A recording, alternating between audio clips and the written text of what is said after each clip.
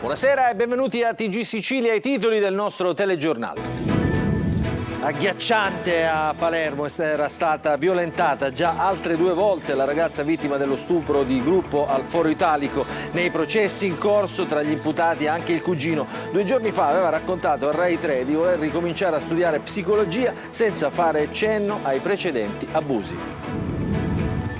Alla TG Sicilia il presidente della Onlus Sud di Palermo: lavorano per noi 4 volontari riusciti a fuggire in Egitto da Gaza. Nella striscia bombe dappertutto, non esiste un metro quadro sicuro. Il nostro ufficio è stato devastato.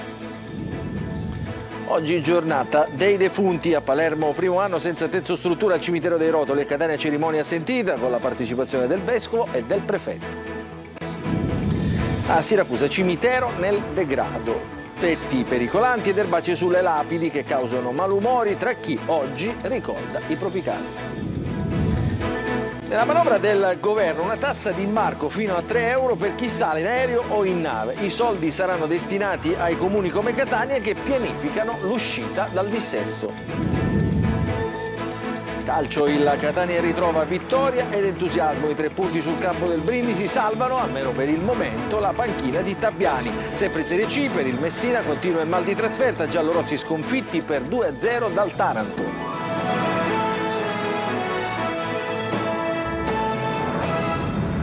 Ancora ben trovati, apriamo il nostro telegiornale con la notizia dello stupro di Palermo, una vita di abusi nonostante la giovane età. Asia, la 19enne vittima appunto delle violenze al Foro Italico, aveva già denunciato altre 2 violenze sessuali, tra gli imputati il cugino 50enne. 2 giorni fa la ragazza è andata in TV, in Rai, a raccontare il dramma di luglio e i suoi progetti, senza però fare riferimento agli altri abusi. Ce ne parla Manlio Viola.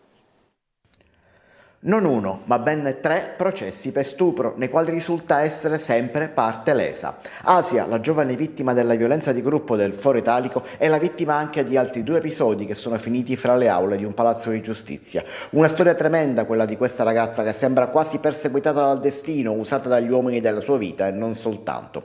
L'imputato del terzo stupro di cui si apprende è un suo cugino accusato di aver abusato di lei a giugno dell'anno scorso, un anno prima dello stupro di gruppo del Foro Italico avvenuto nel luglio di quest'anno. Anche in quel caso c'è l'aggravante dell'uso di alcol e persino di cocaina. Quel processo fino ad ora non ricollegato a questa vicenda è già nella fase dell'udienza preliminare. L'incidente probatorio si è svolto a gennaio scorso. Per i fatti di giugno 2022 il pubblico ministero Clio Di Guardo 2 mesi fa ha chiesto il rinvio a giudizio dell'imputato 50enne, nonostante il suo legale, l'avvocato Giovanni Di Trapani, ritenga che nel corso dell'incidente probatorio siano emerse incongruenze e contraddizioni nel racconto. I 3 stupri denunciati da Asia sono stati ricollegati fra loro dopo che la ragazza ha deciso di rompere gli indugi e presentarsi a viso aperto in TV ad una trasmissione della Rai. In quell'occasione Asia ha detto chiaramente: "Ci metto la faccia, non ho sbagliato niente". Quella sera, parlando dello stupro del Foro Italica, dovevo vedere un'amica e quando tutto è cominciato sono rimasta perché credevo che Angelo, uno dei 7, fosse un amico, non mi aspettavo mi tradisse. Riassumendo, sono 3 gli stupri denunciati dalla 19enne, quello ad opera del cugino nel giugno del 2022, un secondo tentato un anno dopo, a giugno del 2023, da parte di un uomo dal quale aveva accettato un passaggio. Da questa aggressione si era difesa con lo spray al peperoncino. Dopo quella vicenda, racconta la giovane, 3 uomini la minacciarono mentre si trovava col fidanzato in via Roma, ma di questi 3 ne conosceva soltanto uno. Infine, i noti fatti di luglio al Foro Italico, lo stupro di gruppo. Di queste 3 vicende, soltanto una sta per approdare a processo. Per i fatti di giugno 2022 è stata infatti fissata l'udienza preliminare davanti al giudice Stefania Brambini. Arriveranno in Italia entro le prossime 24 ore i 4 italiani usciti ieri da Gaza e che cooperano per la ONG CIS che ha sede a Palermo. Abbiamo incontrato il presidente di questa ONG che dice: stanno tutti bene ma hanno rischiato di morire. Il servizio. Stanno bene, anche se sono ancora scossi e preoccupati, 4 italiani usciti ieri da Gaza e che attualmente si trovano in una struttura del Cairo messa a disposizione dall'ambasciata italiana. Cooperano per la ONG CIS che ha sede a Palermo. Hanno rischiato la vita come tutti coloro che in questo momento si trovano a Gaza. Ne parliamo direttamente con Sergio Cipolla, presidente dell'ONG. Ci siamo sentiti proprio qualche minuto fa, quindi Vabbè, sono naturalmente molto provati, come è ovvio che siano, ma soprattutto sono molto dispiaciuti di aver dovuto lasciare la loro attività. Soltanto che in questo momento era veramente difficile riuscire a fare qualche cosa. Il nostro ufficio è stato distrutto sostanzialmente e alcune delle cose dei progetti di cui abbiamo notizia diretta sono stati devastati, altri non ne abbiamo informazioni, quindi la loro condizione non gli consentiva di poter avere un'operatività e hanno deciso di uscire, ma sono veramente molto provati. La ONG, che opera nel territorio di Gaza da oltre 30 anni, è seriamente preoccupata anche per l'evolversi della guerra. In questo momento è proprio impossibile operare in quel territorio. Sì, le cose che si possono fare sono veramente minime, tentare di tenere un po' di contatti, ma non funzionano neanche le comunicazioni interne. Muoversi è pericolosissimo perché, come si è visto, bombardano dappertutto, non ci sono zone sicure. Questo anzi è un messaggio che io vorrei dare con forza. A Gaza in questo momento, in tutta la striscia, non esiste neanche un metro quadro di terreno che possa essere considerato zona sicura o zona protetta. Un inferno che non risparmia nessuno. Ogni singola persona dentro la striscia di Gaza rischia la vita e questo è il vero punto fondamentale da dire. I morti sono migliaia, lo sappiamo, i bambini morti sono migliaia, la casualità in base alla quale tu puoi essere ucciso è assoluta e totale, quindi è ovvio, hanno rischiato la vita nella misura in cui tutti stanno rischiando la vita. Come le ho detto, il nostro ufficio è stato devastato.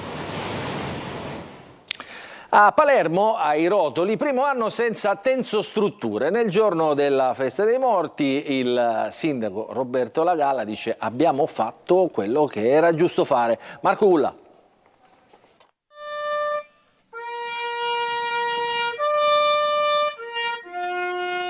È stato il cimitero icona di una delle grandi emergenze a Palermo. Nel giorno della festa dei morti il cimitero dei Rotoli si presenta finalmente in uno stato più che decente. Non ci sono più le tensostrutture con le centinaia di bare accatastate ormai da tempo. Le bare, che per anni sono rimaste nei magazzini della vergogna, sono state inumate in un campo. Grazie al lavoro dell'assessore delegato, l'assessore Orlando, insieme agli uffici, a Reset, si è potuto intervenire su più aree del cimitero, ripristinando funzionalità e decoro. Credo che abbiamo garantito pietà e dignità delle sepolture. È chiaro che i lavori non sono ancora conclusi, ma su questo l'assessore Orlando saprà essere ancora più chiaro ed esaustivo di me. Per anni chi veniva qua il giorno dei morti veniva con il compito di piangere due volte, una volta per ricordare i propri cari, una volta per le condizioni di questo cimitero. Oggi, grazie a tutti, il cimitero ha accolto i cittadini in maniera più che decorosa. E nel giorno dei defunti l'obiettivo è quello di rendere il cimitero palermitano ancora più accogliente. Le iniziative che sono in campo sono in questo day plan che vi consegneremo, sono quelle che sapete, vanno dall'appalto del nuovo forno crematorio, il vecchio in funzione, all'ampliamento, ai nuovi loculi fuori terra, al muro di recinzione a monte nell'ex area interdetta. Visitatori contenti dunque di ritrovare dopo tanto tempo un cimitero dignitoso, come l'hanno definito alcuni, dove i propri defunti possono finalmente trovare pace e riposo. Abbiamo visto che è tutto cambiato dall'anno scorso. Da quando hanno levato poi i morti per strada che li mettevano nel corso, però adesso è più pulita, anche si vedono più organizzate, più pulite, e poi molte cose le hanno abolite. Anche i fossi sulla terra hanno fatto sepolture nuove che prima non c'erano, erano tutte abbandonate. Ora si spera che continuino, ma l'unica cosa che speriamo noi palermitani che facciano la cremazione, il forno crematorio, che non l'hanno mai messo in funzione, o se lo mettono dura una settimana o forse meno e poi lo chiudono. A Catania, commemorazione dei defunti nel solco della tradizione. Mattinata celebrazione al cimitero di via Quicella, presieduta dall'arcivescovo Monsignor Luigi Renna. C'era anche il prefetto Maria Carmela Librizzi che chiede il rispetto per tutti i defunti. Torino De Mana. È un via vai composto e silenzioso, come la ricorrenza richiede, come lo stesso arcivescovo di Catania, Monsignor Luigi Renna, ha voluto sottolineare per ricordare tutti i defunti, dai caduti in guerra a chi non ha più nessuno che depone un fiore sulla tomba. Una cerimonia sobria e significativa al cimitero di via Acquicella, con migliaia di catanesi in visita al caro estinto per una giornata all'insegna della tradizione. Chi porta un fiore, chi fa una preghiera, chi siede nei pressi della lapide, quasi a far sentire la presenza. È un momento per commemorare, un momento in cui bisogna solo avere un attimo di silenzio e di rispetto per tutti i nostri morti. C'è questo legame forte ed bisogna sempre mantenerlo. In Sicilia devo dire che c'è questa trovare ai bambini i doni dei morti significa in qualche modo mantenere sempre viva la loro presenza. Intere famiglie di buon mattino al cimitero, magari dopo che i bimbi hanno scartato i regali che nella notte sono stati portati dai morticini. Contento perché vuole andare a trovare il nonnino che non c'è più. Importante per la famiglia, ricordi, storico, famiglia, importante, no? Bravissimo. Devono capire che la vita comunque è questa e bisogna prendersi anche cura delle persone che non ci sono più. Amministrazione comunale di Catania, rappresentata dall'assessore ai servizi cimiteriali Giovanni Petralia. Un giorno di grande riflessione spirituale, religiosa. Abbiamo effettuato il classico giro interno che viene effettuato dall'amministrazione con la donazione, l'omaggio floreale. Viabilità sotto controllo grazie ad un servizio rafforzato e presidi nei punti nevralgici garantiti dalla Polizia Municipale. Nel degrado il cimitero di Siracusa, nei viali del Camposanto, tra tetti pericolanti e erbacce sulle lapidi, cresce il malcontento di chi oggi ha voluto ricordare i propri cari. È andato per noi Francesco Aloi. Fa schifo, perché ci sono delle tombe o delle strade inagibile proprio. I siracusani definiscono così il cimitero. Dopo Catania siamo stati a Siracusa, denominatore comune il degrado. È una vergogna tutto quello che c'è qui in giro, specialmente nei posti dove ci sono le cappelle e i posti rialzati dove c'è tutta la struttura, il cemento armato, è tutto distrutto. Secondo lei qui manca la manutenzione? Qui manca una buona volontà di fare le lavori e le cose giuste per i nostri defunti. Ci sono all'indomani di tutti i santi i cestoni con i rifiuti che tutti pieni. Arriva quando meno in queste giornate che svuotate, no? In questi giorni l'affluenza è decisamente più alta rispetto ad altri periodi dell'anno. La situazione però è sempre la stessa, secondo qualcuno peggiorata. Manca la scala e io mi devo fare tutto un corridoio per andare a prendere la scala e mettere un fiore ai miei. Questa scala l'ha portata lei qui? Questa scala era là sotto. E quindi ho avuto difficoltà anche perché è pesante. Qui addirittura il tetto è così. Da un momento all'altro qualche calcinaccio potrebbe colpire qualcuno. Si vede, non è che c'è da imbrogliare o fare, si vede, guardi qua come è combinato. È una vergogna, alcune zone del cimitero non c'è l'acqua. Questi giorni che sono particolari, perlomeno quelle, poi non parliamo della sporcizia. In alcune fontanelle manca l'acqua, nei bagni invece ce n'è forse anche troppa. Un tubo che perde ha allagato tutto, rischio caduta altissimo. I bagni fanno schifo, nei posatoi c'è sporcizia, c'è di tutto e di più. E poi le piante di cappero non mancano mai. Chi viene qui, oltre a pregare per i propri defunti, non può fare a meno di prendere atto del degrado che la fa da padrone. E adesso cambiamo argomento, ci occupiamo di politica. Ancora una volta il nostro segretario Matteo Salvini è stato oggetto di minacce di morte, questa volta a Milano, dove è stata trovata una scritta sul muro di un edificio con la frase "Salvini deve morire", è la firma di una baby gang. Lo dichiara Giacomo Saccomanno, che è commissario della Lega in Calabria. A sua volta il governatore della Sicilia Renato Schifani parla di atto vile e sconsiderato nei confronti del ministro Salvini, a cui va tutta la solidarietà mia, dice Schifani, e del governo regionale. Rimpasto di giunta al comune di Palermo con la sostituzione di un assessore della squadra del sindaco Roberto Lagalla. Entra Piero Alongi di Forza Italia che prenderà il posto di Andrea Mineo, nominato inizialmente su indicazione proprio di Forza Italia e poi transitato a Fratelli d'Italia. Ad Alongi andranno le stesse deleghe di Mineo, ovvero il verde, l'ecologia e il patrimonio. Un nuovo balzello sul costo dei biglietti di navi e aerei potrà essere imposto dai comuni che pianificano il rientro dal dissesto. Il cosiddetto Salva Catania si traduce in una nuova e imprevista tassa e c'è questo e tanto altro nell'ultima bozza della manovra finanziaria del governo Meloni. Maglio Viola. Una volta si chiamava Salva Catania, ora è il Salva Comuni in dissesto in generale e predissesto e si traduce in un nuovo balzello che inciderà sui viaggi di chi arriva in Sicilia. I comuni in uscita dal dissesto potranno infatti imporre un ticket da 3 euro a viaggiatori in arrivo o in partenza in aereo o in nave. La tassa d'imbarco, così si chiamerà, servirà ad aiutare questi comuni a coprire i disavanzi, ma non solo. Potrà essere aumentata anche la tassa di soggiorno, anche se la misura nasce principalmente per le città di Roma nell'anno del Giubileo. Solo a Roma e a Venezia la tassa di soggiorno potrebbe arrivare in base a questa norma fino a 12 euro al giorno a persona. Sono le misure contenute nella bozza della finanziaria nazionale che dopo aver fatto litigare i partiti su pensioni, tasse e accesso diretto ai conti correnti adesso prepara un'altra polemica. È utile far lievitare i prezzi del turismo in un paese che di fatto ha nel turismo una delle sue industrie principali? In Sicilia poi, mentre si combatte il caro voli, il governo sembra prendere la strada opposta a quella chiesta dalla regione, imponendo un ulteriore balzello che potrà solo far lievitare ulteriormente il prezzo dei biglietti.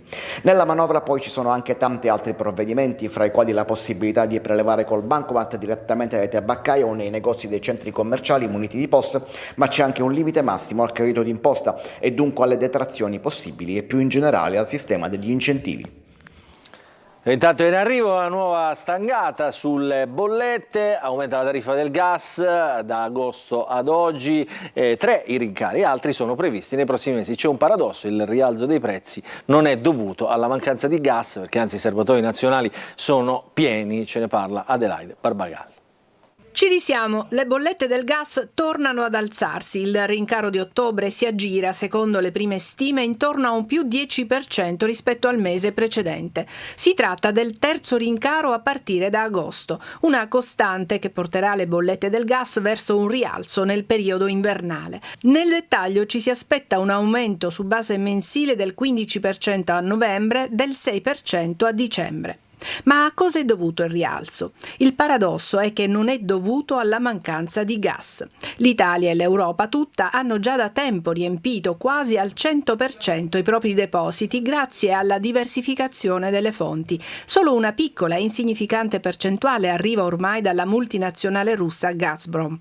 Inoltre le temperature sinora ben al di sopra della media della stagione hanno anche contenuto la domanda di gas. E allora perché questi rincari? Secondo le prime stime, gli aumenti per una famiglia di 4 persone si aggirerebbero intorno ai 120 euro l'anno. Alla base c'è una speculazione finanziaria che fa leva su situazioni geopolitiche. Tra questi lo sciopero degli impianti di liquefazione del gas in Australia, principale fornitore della Cina, un incidente al gasdotto dell'Estonia con paura di attentati terroristici che ha creato un rimbalzo nei prezzi, a cui dal 7 ottobre si è aggiunto il conflitto tra Hamas e Israele nella striscia di Gaza. Situazioni che sembrano lontane da noi e invece ci riguardano. Adesso veniamo ai fatti che sono accaduti nel parcheggio del centro commerciale delle Zagare. Sarebbe stato un litigio di natura privata, probabilmente riconducibile all'attività lavorativa della vittima, il motivo della sparatoria nel parcheggio del parco commerciale a San Giovanni La Punta, avvenuta il 31 ottobre scorso. I 3 autori della sparatoria sono stati trovati e identificati dai carabinieri del nucleo investigativo di Catania e da quelli della compagnia di Gravina. Tra loro un affiliato al clan Santa Paola Ercolano di 50 anni, suo figlio di 22 anni e un 26enne, quest'ultimi 2 entrambi incensurati. E ancora cronaca, i carabinieri di Tortorici, in provincia di Messina, hanno arrestato un ragazzo di 21 anni per tentativo di omicidio. Il giovane avrebbe investito un coetaneo dopo una violenta lite innescata per futili motivi, per poi darsi alla fuga. Trasportato da alcuni passanti nel pronto soccorso dell'ospedale di Sant'Agata di Militello, il ferito è stato sottoposto alle cure sanitarie con una prognosi di 30 giorni. Adesso ci fermiamo per una piccola pausa, poi torneremo subito dopo per parlare di calcio.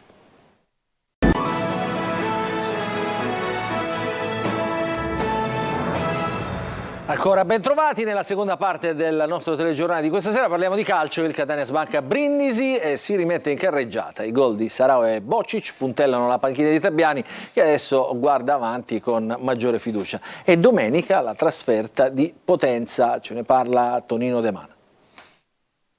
È una vittoria che vale doppio per la classifica e soprattutto per il morale. Il Catania torna da Brindisi con 3 punti pesanti e cancella con un colpo di spugna la sconfitta di Avellino, scacciando i fantasmi di una crisi che stava diventando irreversibile. I gol di Sarao e Bocic puntellano la panchina di Tabiani, che adesso può guardare con fiducia all'immediato futuro. Immediato perché già domenica si torna in campo per un'altra trasferta, in quel di Potenza. Ci siamo ricompattati, ma vi ripeto, anche prima di Avellino. Poi la partita domenica ha preso una piega subito di un certo tipo, tante cose che butterebbero giù un toro, ma dobbiamo cercare di fare in modo di tornare a casa, riconquistare il Massimino. Abbiamo questa partita domenica, poi la Coppa e poi un'altra fuori, e cercare di riportare, quando torneremo in casa, un ambiente diverso che ci potrebbe dare grande aiuto, e questo dipende solo da noi. Un successo, il secondo esterno in questo campionato, che riporta serenità in un momento delicato della stagione, e l'abbraccio finale tra Sarao, autore del gol che ha spianato la strada della vittoria, De Luca, Laneri e Tabiani,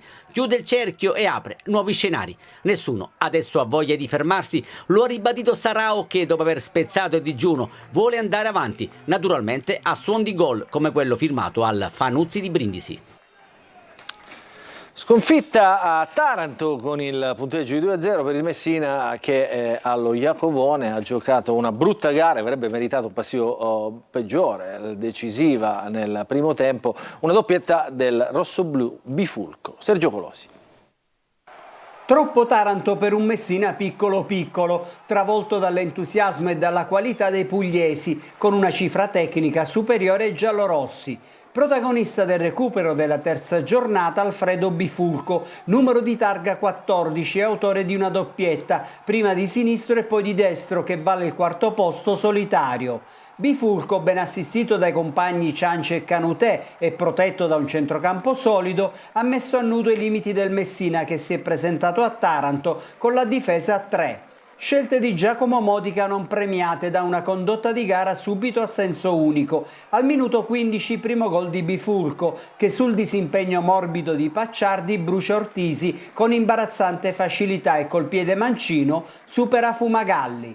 Ancora Bifulco al 21esimo, che raddoppia di destro dopo aver seminato sulla sua strada avversari come Birilli. Modica toglie Pacciardi e Polito per Cavallo e Lia, con Emmausso e Ragusa in panchina, e torna al classico 4-3-3. La notizia positiva del primo tempo è che il Messina rimane sotto soltanto di 2 reti, perché Canutè e Ciance avrebbero potuto chiuderla. Nella ripresa il Taranto risparmia energie, pensando alla sfida d'alta classifica di domenica contro la Juve Stabia, mentre il Messina non riesce ad incidere. Zunno e Cavallo non pervenuti, Plesce isolato, Fumagalli evita il terzo gol. Entrano Ragusa ed Emmausso, quest'ultimo nel recupero impegna Vannucchi, fino a quel punto in assoluto relax. Il 2-0 di Taranto lascia i giallorossi in zona play-out, compagna di viaggio costante negli ultimi 2 anni e 3 mesi. Il telegiornale finisce qui, grazie per averci seguito, buon proseguimento di serata a tutti.